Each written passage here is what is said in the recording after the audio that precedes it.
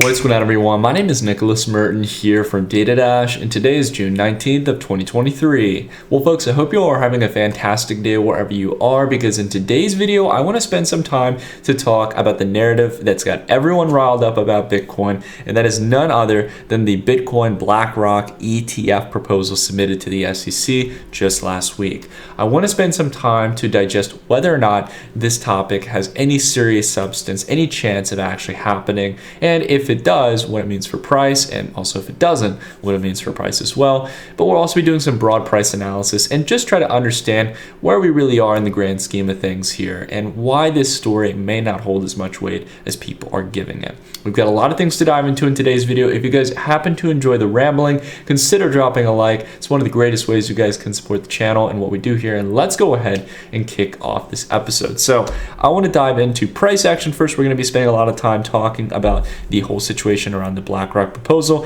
However, this price action over the last couple of days has definitely bolstered Bitcoin a bit higher, roughly to where we've been throughout the majority of May of this year. We essentially went up from around 25K towards 26,500. And this $1,500 move is definitely from a lot of the optimism around this Bitcoin Blackrock ETF narrative that's been going around. That essentially BlackRock, being the largest fund manager in the world and also building a proposal that's a little bit more compliant with what the SEC has been requesting, it is guaranteed to get passed here. That it must get passed, and therefore Bitcoin, similar to traditional markets like gold, when they got their first ETF proposals approved, like the SPDR GLD ETF, that's just going to carry forward Bitcoin's price, and we're going to go to new all-time highs. So again, let's just, before we even dive into the narrative here, I really want to emphasize something here, guys. Can we try to remember back what all the guaranteed narratives were that we're going to carry Bitcoin to new highs, or to $1 million, like Balaji said. The Bitcoin bank run, de-dollarization. What else is there? Just the fact that, FTX and everyone had collapsed, so therefore that's the end of the bear market. It can't drag on any longer because we've supposedly gotten rid of all the skeletons in the closet. Even when Genesis is still operating and has a multi-billion-dollar hole in its balance sheet, not to mention GBTC, which we will talk about later, still trading at a massive discount.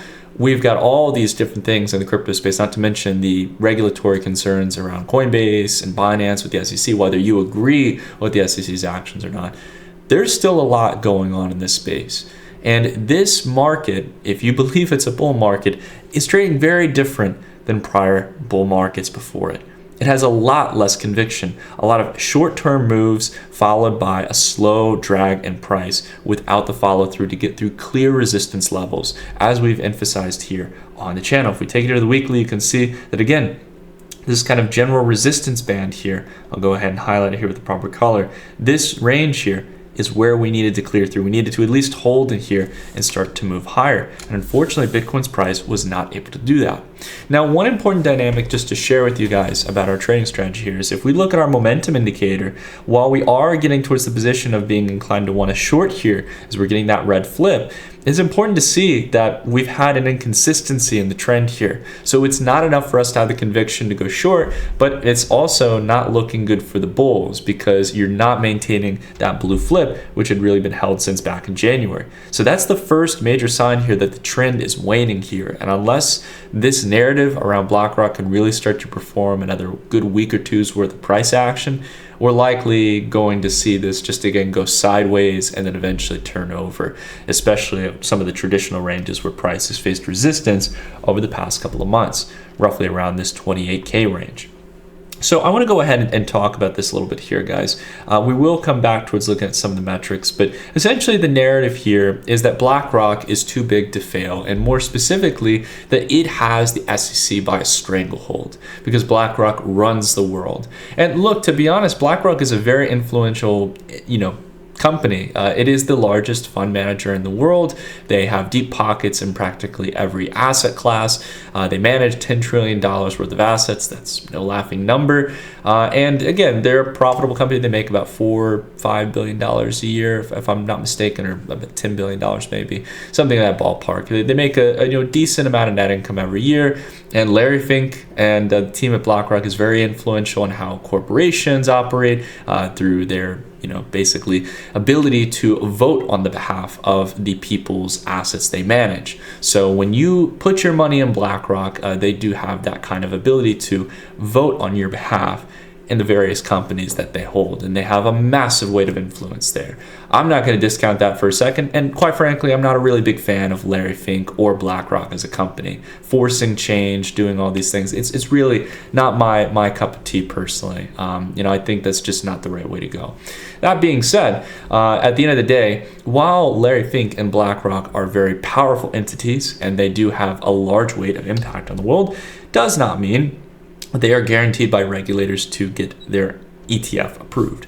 And I have heard a lot of people say, but Nick, BlackRock has a 99% approval rating for their ETFs. I've been seeing people kind of pull this figure out of a hat. I don't really know where they're getting this. I can't find any clear data source for this. But on top of that as well, they also say that the largest fund manager, and it's Larry Fink, and they're just going to get guaranteed. And whether it's a good or bad thing, they're practically guaranteed at this point to be approved, Nick, because they've probably bought out the SEC.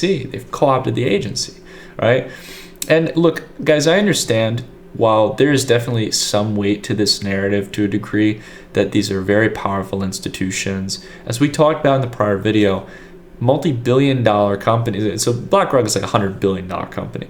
There have also been multiple multi-billion-dollar entities like VanEck, companies as well like the Chicago Board Options Exchange, which have very deep pockets, probably with regulators as well, who were not able to get their ETFs approved.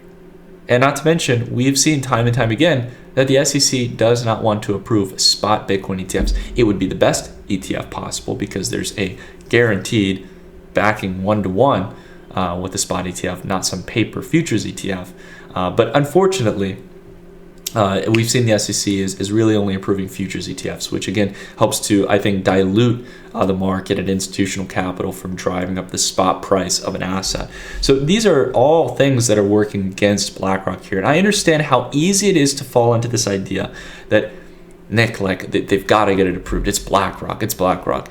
It's the same thing here. If we take a step back, haven't we been here before? Haven't we heard this narrative time and time again in previous bear markets as a narrative? Not to mention, more relevantly, wasn't this the same kind of energy when there was the Bitcoin bank run? Oh my gosh, money is flowing out of the banking sector. There's a huge bank run. Where is it going to go? Of course, it's not going to go to other banks. It's going to go to Bitcoin. It's going to surge into Bitcoin. Well, for months, when people champion that narrative, when for months people recklessly told people that Bitcoin's price was going to go to 500K, go to $1 million off of this event, and then later on redacted it and said, oh, well, it's a marketing scheme for the crypto space. That's all it was ever meant to be.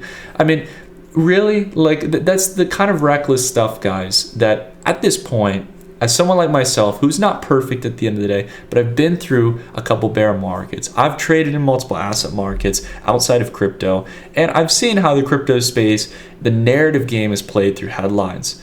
It unfortunately leads a lot of people to losing their money.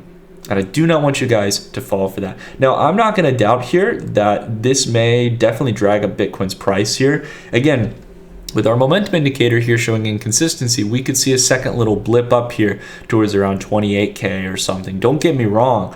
We could come back up to this resistance band.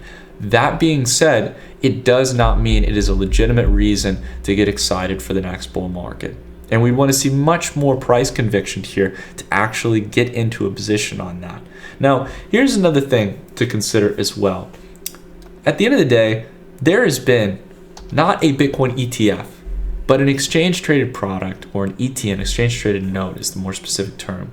And that is the Grayscale GBTC product, right? Grayscale's Bitcoin ETN product that's available in the market that is said to have a backing 1-to-1 with real Bitcoin.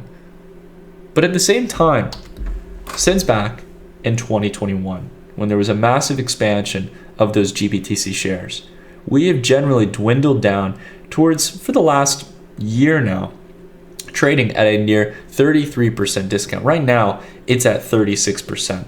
Now, we saw a little bit of a resurgence here from 43% to 36%, basically wiping back the decline from here in May towards mid-June. So about a month and a half's worth of decline and increase in the discount, right? That's definitely a step in the right direction. And a lot of people look at this and go, oh my God, like it's the moment of realization. People realize it's a new bull market. Yeah, when you zoom out though, you realize that we've been here before. The same thing happened here in March. We saw an expansion from 46%, actually a much bigger leap here, really from those lows, around 46, 47% to 34%. We saw from 48% here towards 36%, same exact range here, and then it slowly starts to roll off. So this tells us something here at the end of the day. There are one of two realities here. Either there is something going on at Grayscale that we are not being told, that there is not a proper backing to these GBTC shares, and that is really bad because a lot of people are going to be caught empty-handed and lose trust in this product, and that is just going to further put weight on the negative regulatory pressures in the crypto space, the lack of investment and trust in this space, and generally set back crypto for a long period of time. But in the more likely scenario in this case, and I find I actually lean in this camp, I think a more modest camp, not the ultra bearish camp, is that there is just too much supply to meet demand. And when you understand that the GBTC product owns 3% of the entire Bitcoin supply, over 630,000 coins, right? A massive position of Bitcoin. When you understand that this is trading at an over 1/3 discount, at 36%, that roughly means here that we're looking at there essentially being over 200,000 to 230,000 Bitcoin, roughly within that range, that the market does not want. 200 to 230,000 Bitcoin. Too much supply within the given outlets within Wall Street. And again, there are tons of other crypto equities, right? There's MicroStrategy as a direct exposed ETF. And again, we've talked about these ratios. People are not paying higher premiums for them, right? So again, this leads us towards another pigeonhole here. Either again, we are in a situation where there's too much supply versus the actual demand to invest in these different products. There's plenty of ways you could get exposure to the crypto space if you wanted. Whether you were a pension fund, whether you're a hedge fund, whether you are someone who's managing just people's money in a kind of private family fund, there are tons of ways where institutional money, people with 401ks, IRAs, can go out there and get exposure. Not to mention, there are direct vehicles to buy spot into these assets already. The funnels have expanded dramatically over the years, even with the stablecoin contraction that we've seen here, right? So there are tons of vehicles. So either we've got way too much supply and not enough demand, or we've got some skeletons in our closet in this industry. And I don't care how powerful Blackrock is, at the end of the day, if the SEC is moving towards regulating this industry and starting to clamp down on not only the altcoin market, but the broader crypto space as a whole, and the companies providing services in this industry, it is very unlikely that this is going to get passed. And it is very likely, if there is truth to that statement, that BlackRock gets 99% of its ETFs approved, which again, I don't know where that's coming from, it's very likely that this is going to be a part of that 1%, and maybe bump that up to 2%, right? To be honest with you guys, this is, again, the kind of time-tested narrative that gets spewed in bear markets. And no one has better benefit to gain than the exchanges who get you to leverage trade, who get you to do short-term trades where you have tight stops, and essentially provides them liquidity to make massive amounts of money in short periods of time. Off of you losing, off of you falling for the narratives here. And I'm not saying you guys are doing that, and even if you might be a bit interested about this, you may disagree. I'm not saying you're being totally duped or anything, right? I can always be wrong to some degree, but I gotta be honest with you guys. You come here for my opinion, I'm gonna be completely honest with you guys. There are too many people viewing the optimistic, rose-tinted lens here. And I want to actually bring something up here. I had some confusion. Some people asked me, Nick, you pointed out Bitcoin dominance was expanding.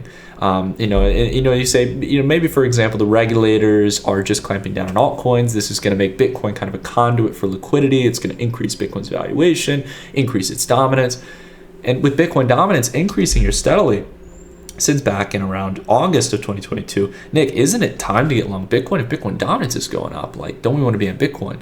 The problem with the guys is, while I would definitely recommend, if you're getting exposure to the crypto space, Bitcoin, ETH, the more defensive plays are probably much better than the altcoin space for now in the short term. At the end of the day, just because Bitcoin dominance is creeping up does not mean its price is going up. Bitcoin's price has been declining since back in April from around 31K. Yet all the while, its dominance has continued to expand. It just generally means it has more market share of the crypto space. It's just slightly better than owning altcoins, right? Both of which are going down. So the big thing here I want to emphasize, to kind of pull back to history a while, again, we only really have one example to work with here. We see that Bitcoin dominance expands into a bear market. This is where we set in our final lows here at 56%. But at the peak of the cycle, Bitcoin's dominance was at around 36%. So as we move higher here, we're in the de-risking phase. We are starting to see altcoins, which are at ridiculous valuations still comparative to what they've actually built and the future outlook of what they're building. So many of them have stopped building or are really not building anything really exciting at the moment. They're starting to correct, they're losing their valuations. And when we get towards a point where Bitcoin is finally in its actual price starting to show some strength, right? When we get towards much higher levels of dominance here, more specifically, when Bitcoin, Ethereum, USDT, and USDC dominance get in towards the 85 to 90% range. This is something we've written about in the Dash report for over a year now at this point. We've had this chart here, and we've had this general line drawn here towards this idea that sometime towards the beginning of 2024, we will get into that accumulation zone potentially. We may finally be in a position where it's not only time to pick up Bitcoin, but that's when we really find the risk-on plays. When everyone is doubting altcoins, that's when you can, again, with your research and due diligence, you can find some really good plays that are going to make possibly massive returns, right? There's no guarantee of anything, guys. We don't know if we're going to get an absolute new altcoin cycle, but there's some great risk-reward setups where you can finally start setting some stop losses and basically set it where with like a 20-30% stop, oh, you could possibly lose 20-30% of your capital. But man, the upside, massive potential when those discounts finally arrive. And if you can do your due diligence, you can find those really good plays. If you can spot which narratives are leading, which ones are showing signs of being market leaders, that's where the real money's made in crypto. Not here when ETH to BTC is still hovering at its ratio highs from May of 2021 and has been red here on our momentum indicator since back in December 2022. It's had multiple months here, half a year, that is signaling that it's overdue for a pullback.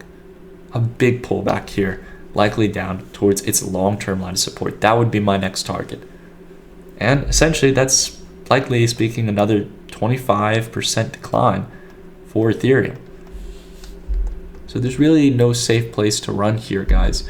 I think the position here that's good to be in is in cash. And if you want to do some dollar cost averaging, again, by all means, guys, if you're more long-term, that's fine. But you got to be willing to accept that the next bull market may not be here right now, that we may have another set of lows. And if you can't stomach that, you got to toss out that argument of, oh, I'm just going to dollar cost average, right? We have to be non-biased here. We have to be somewhere in the middle, guys. Try to reach some kind of compromise that, you can't just think about the positive scenario here that something is guaranteed just because, in this case, they're going to be utilizing surveillance sharing agreements. This is, again, the unique difference here that Blackrock is trying to propose. That essentially, something that, by the way, Grayscale, VanEck, all these players could have done, but the SEC has constantly told them that, oh, you guys could implement something like this, and no one's done it. So why is it that way? Why is it that no one's actually implemented this before? Usually in this case, while everyone's looking for simple answers towards hopeful outcomes, it's important to go back and say, why did it take up to this point for someone to actually propose this or to do it that way, right? It's important here, guys, to not think through not to see things through rose-tinted glasses, to not always think about the upside. And again, to be wary here that we can get those short-term moves. If you guys want to chase the trade in the short term, I don't mind that. But man, it's not where my focus is. I'm a swing trader. I like to trade the bigger moves. I'm not saying we need to find the absolute lows and we can't trade relief rallies and short periods. We're definitely open to that. But the setup here for the next couple months, especially if we can't get above this resistance range, is to the downside. And it's likely towards fresh new lows. We've had many failed narratives, guys. Don't let this be another one. Don't let it be another one you get caught in. I've seen too many people, good people here, who've watched this channel get burnt over the past couple months. Being in cash, hey, we're pretty much, we're a little bit higher than where we sold. For the altcoins, we sold at basically a 50% premium from where valuations are now. So we're sitting tight. We're fine, guys. A little bit upset we didn't catch the AI narrative. That went far beyond expectations, and I think far beyond the fundamentals. But it's markets. Markets can do that sometimes. Could have also gone the other way, and we could have bought in at really high valuations and, been caught with our pants down, essentially. Being in cash is good right now. It's not a bad environment to be in cash. And be ready to strike when opportunities present themselves. Anyways, guys, that's it for today's video. I thought it'd be a good start to Monday here to kind of dive through this information. Takeaways here again. The short position we're not looking to leap into just yet. We need to have further confirmation on that weekly time frame on our indicator. The Blackrock ETF thing is no guarantee whatsoever. Don't let conspiracies take over, guys. I understand Blackrock is seen as this kind of almighty powerful company, and while it definitely is, it does not mean that it always gets its way. And last but not least as well, guys, again, focus on those longer term data points here like dominance that showcase that we've likely still got, like we indicated months ago, that we've likely still got a ways to go. So have a wonderful rest of your day, guys. If you enjoyed this video, consider dropping a like. And you can always check out the dash report as well down below in the description that covers a lot of these things that we discussed in this video in further depth, and all types of other really interesting macro topics in the crypto space and abroad. Have a great day, everyone, and I'll see you all in the next one. Take care, everyone.